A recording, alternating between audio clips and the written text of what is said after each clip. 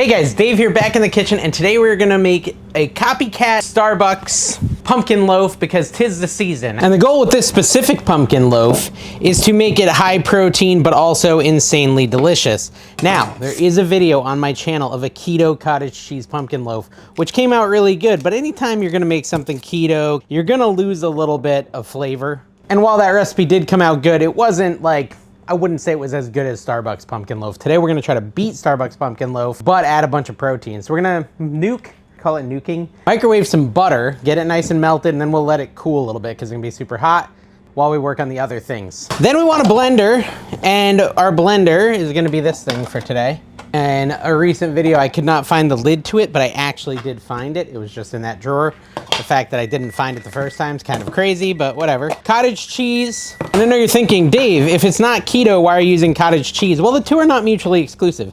Cottage cheese is a fantastic way to get your protein. It's loaded with protein, and it works in a lot of recipes and can make them even better. So half a cup of cottage cheese into a blender, and then just quickly blend it up like 30 seconds. So that blended up pretty well. We can now take it out and put it into a bowl, large bowl. And we're gonna combine a bunch of other ingredients with it. I'm excited about this because I think we really can compete with Starbucks on the pumpkin loaf. And I love me some pumpkin bread. All right, so our next thing to add is gonna be pumpkin puree. Pumpkin puree specifically.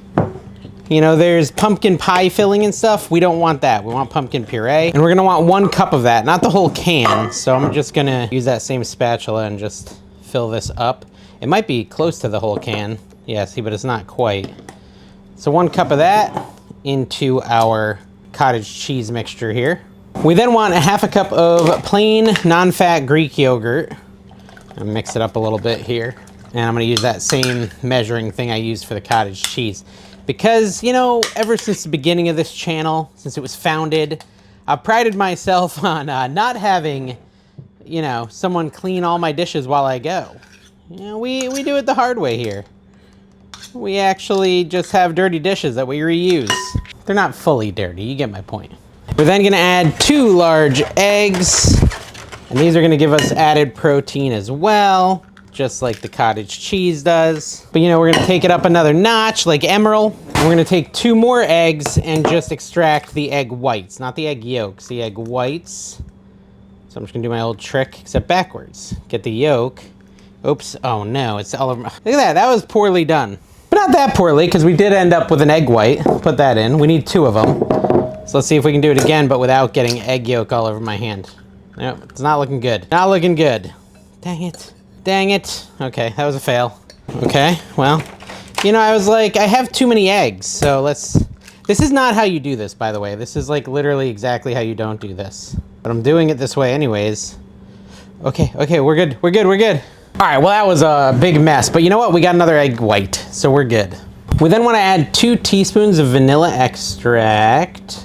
This is a ½ teaspoon, so we're just gonna put it in there twice. 1, 2, that's 1, 3, and can I get the 4th? That one ran out of vanilla, so I'll use this other one. I just got this at Costco. Much better deal. Not sponsored, but much better deal than getting it at like Publix. That's a little too much. There we go. All right, so 2 teaspoons total after all that of vanilla. Then you want 2 teaspoons of molasses. So I'm just gonna do 4 of these, 2, 3, and 4. Beautiful. Then we'll add that butter we melted. I'm dripping molasses everywhere. Then we're gonna add 3 tablespoons of brown sugar. And yes, I'm using real brown sugar, guys, because I really want recipes that taste the best they possibly can without having to stress too much about carbs. Because I've kind of moved into an area where, like, for me, it's not all about low carb, it's about the correct macros. A little bit of carbs is not the end of the world. It helps me when I work out. It's more about, to me, protein, hitting my calorie deficit or maintenance that I wanna hit. And if carbs are in the mix and it tastes better, that's okay. I'm not gonna go crazy on them, because a lot of times when you add sugar, you're adding a lot of calories. But in something like a pumpkin loaf, dropping things, brown sugar is gonna make a massive difference in flavor, hence the 3 tablespoons of brown sugar. All right, so I've got a whisk here, and I'm just gonna whisk these all together till it's smooth. Get that stuff off the side too. Nice and combined. This is gonna be our wet ingredients, then we're gonna have another bowl that will be our dry.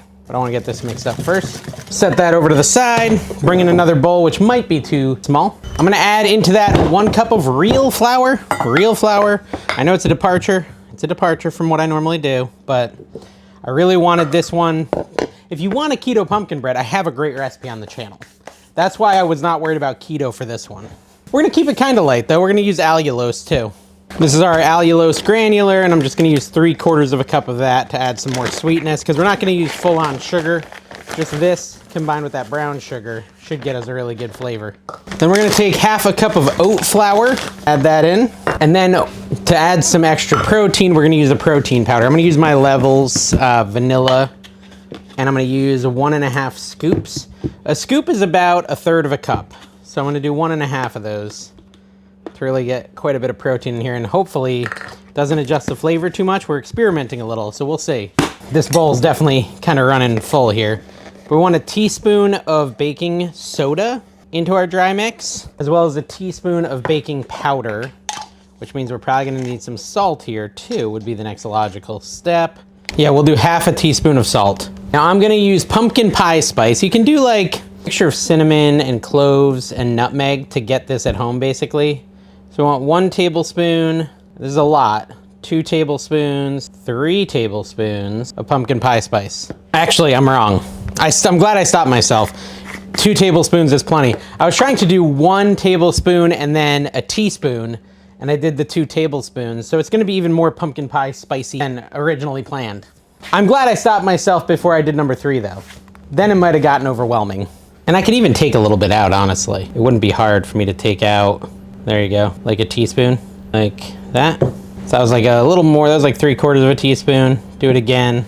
So yeah, I took out like 1.5, which would put me at like 1 tablespoon and 1.5 teaspoons, which is close enough. And we'll just mix it up. Now, we can add turmeric if we want to.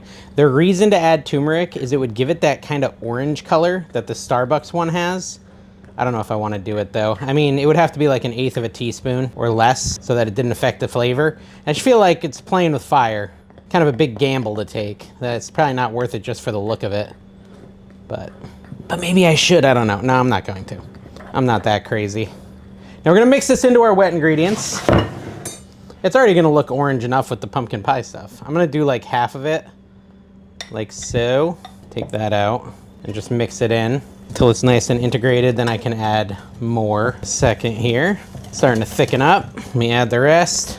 I have this song stuck in my head where it's like, it's a classic. Downtown. That's where the, oh, I shouldn't sing. I remember I got a copyright strike for singing Backstreet Boys in a video once. Literally just me singing Backstreet Boys and I got a copyright strike. I'm not even a good singer. They're very litigious, I think, them Backstreet Boys, allegedly, of course, because, you know, they might sue me for that. All right, get this all blent up perfectly. It smells like a pumpkin loaf, kind of mixed with pumpkin pie. There we go. Now we take a loaf pan and we butter it. And I will say, I was not supposed to mix it that hard as I just did. I forgot, like when I made the banana bread, I was supposed to just like lightly mix it. So it might be a little denser based on me making that mistake, but that's okay. All right, so we're gonna take a little bit of parchment paper, I guess, and just kind of put it here. It'll just make it easier to pull out when it's done. I can just grab it by the sides. And then we're gonna dump this in there, like so. Get out of the way, parchment paper. Dump the whole thing in there, our whole loaf, and then maybe spread it a little, like so. So it's like nice and even at the top. So if you want, you can add glazed pepitas on the top. Supposedly Starbucks does that. I forgot to buy those, so we're not gonna do that part. I don't know. It'll be all right. I don't even remember those being on the Starbucks one. Oven at 350. On the middle rack, put like a cookie sheet and pour some water on it so it steams. 2 cups of hot water. Let me say that again so I say it right. Put a pan on the bottom rack, put 2 cups of water in it, then on your middle rack goes your pumpkin loaf.